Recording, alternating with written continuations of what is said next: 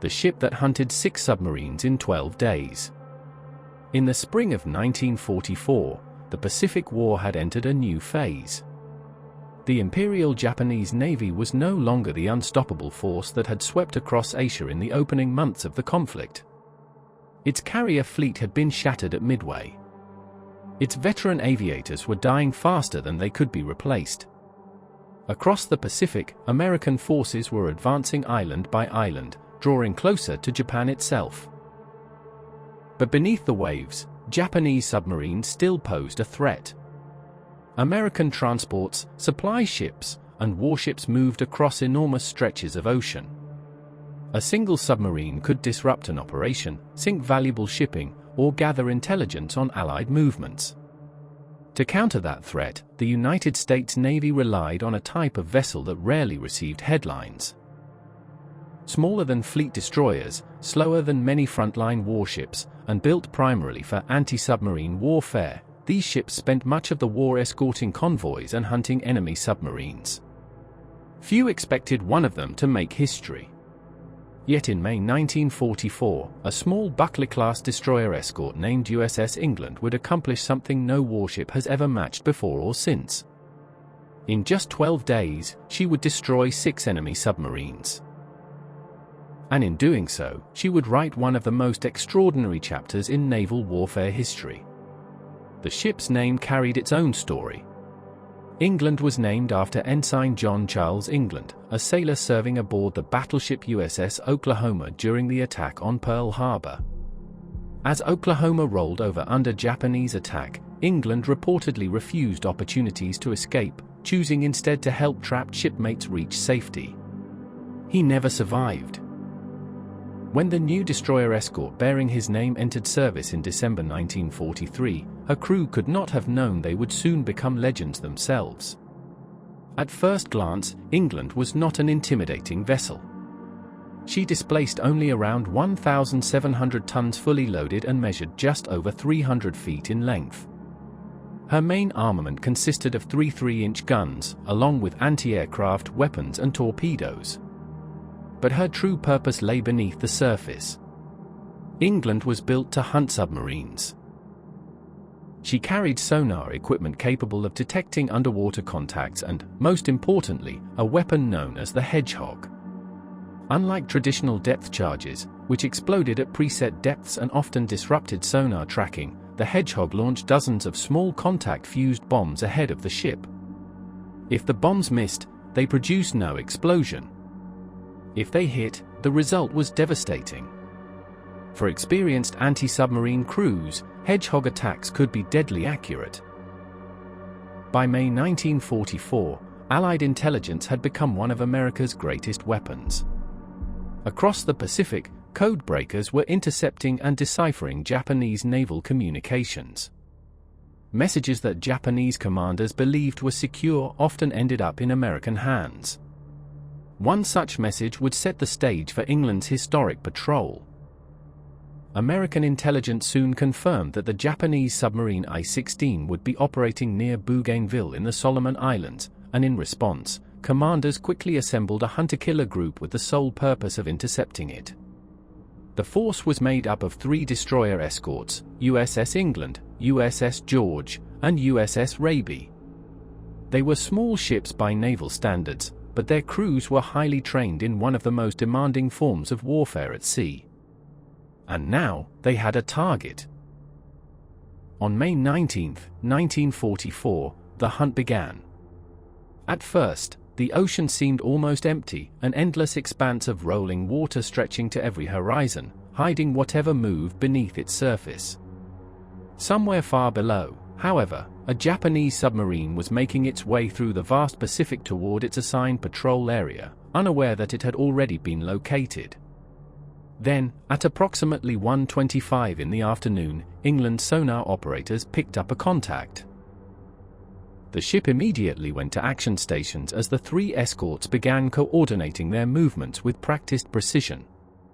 The submarine, now alerted to danger, attempted evasive maneuvers, changing depth and direction in an effort to break contact, but England was already moving into position. Within moments, the first Hedgehog attack was launched, the projectiles arcing forward and splashing into the sea ahead of the ship.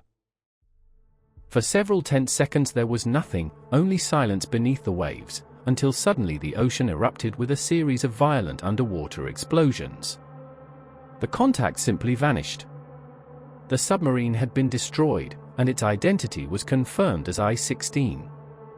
It was England's first kill, and although the crew celebrated briefly, there was little time to reflect. None of them yet realized they had just stepped into one of the most remarkable anti-submarine campaigns of the entire war. What the destruction of I-16 revealed was far more significant than a single victory. It confirmed that Japanese submarines were operating in the region in greater numbers than previously believed, and further intelligence soon indicated the presence of a coordinated submarine patrol line.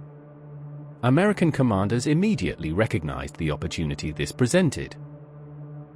Instead of returning to routine escort duty, England and her companions would remain on station, turning from escort vessels into hunters. The hunter had effectively become the hunted. Only 3 days later, another contact appeared, this time the submarine RO-106. The engagement unfolded with the same deadly pattern. Sonar operators tracked the target while the escorts maneuvered into position, and once again England closed the distance. The Hedgehog pattern was launched, the charges struck home, and another submarine disappeared beneath the Pacific. 2 submarines were now gone, and a pattern was beginning to emerge. The next target, RO-104, proved far more difficult. The submarine fought aggressively for survival, changing depth and course repeatedly in an attempt to shake pursuit. Hour after hour, the American ships maintained contact under exhausting conditions, sonar operators straining to separate faint signals from the constant noise of the sea. Every man aboard understood that a single miscalculation could allow the target to escape. Eventually, England moved into position once more and released another Hedgehog pattern. This time the result was decisive. The ocean erupted, and RO-104 was gone.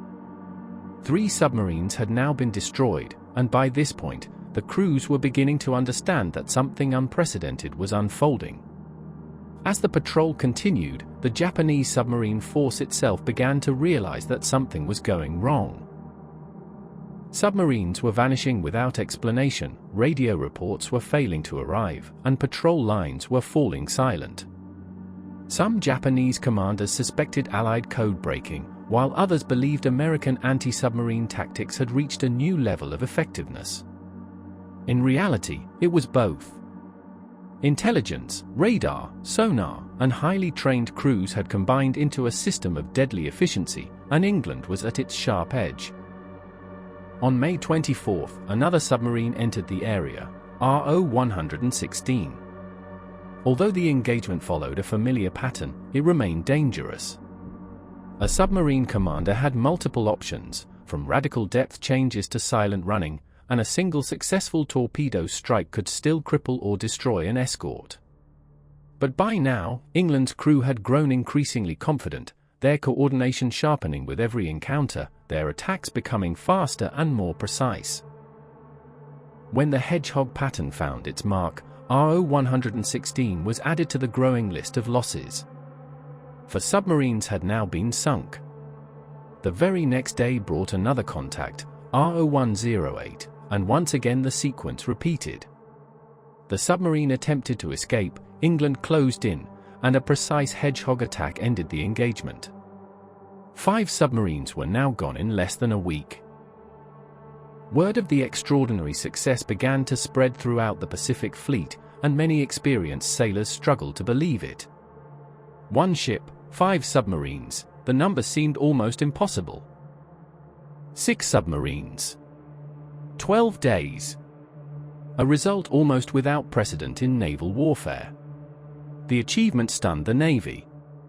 Anti-submarine warfare was one of the most difficult forms of combat at sea, requiring patience, precision, and luck in equal measure. Even the most successful escort groups often spent months without a single confirmed kill. England's record was something entirely different. But what made it possible was not luck alone. It was the convergence of intelligence, advancing technology, and a crew that had mastered its deadly craft. Code breaking had revealed enemy movements, sonar and radar had improved detection, and the Hedgehog system had increased accuracy. Most importantly, England's crew operated with extraordinary coordination, where sonar operators, officers, and weapons teams worked as a single unit. In that brief window of time, everything aligned. Recognition followed quickly. England and her crew received the Presidential Unit Citation, and their patrol became one of the most studied anti-submarine operations of the war. But the war itself was far from over. England continued serving across the Pacific as the conflict shifted. Japanese naval power declined, but a new threat emerged in its place: kamikaze attacks. Pilots willing to crash their aircraft directly into Allied ships introduced a new level of danger, one that even the most skilled crews could not easily counter. In May 1945, nearly a year after her historic patrol, England herself became a target. A Japanese aircraft struck the ship, causing devastating damage and triggering fires across the decks. The crew fought desperately to save her, but the attack came at a heavy cost, claiming 37 lives. The irony was stark. A ship that had survived one of the most successful anti-submarine campaigns in history had been crippled in moments by a single aircraft. Yet she survived. Repairs began, but before they could be completed, the war came to an end. Japan surrendered in August 1945, and like so many wartime vessels, England suddenly found herself without a purpose. The vast wartime fleet was being dismantled, and ships that had once been essential now became surplus.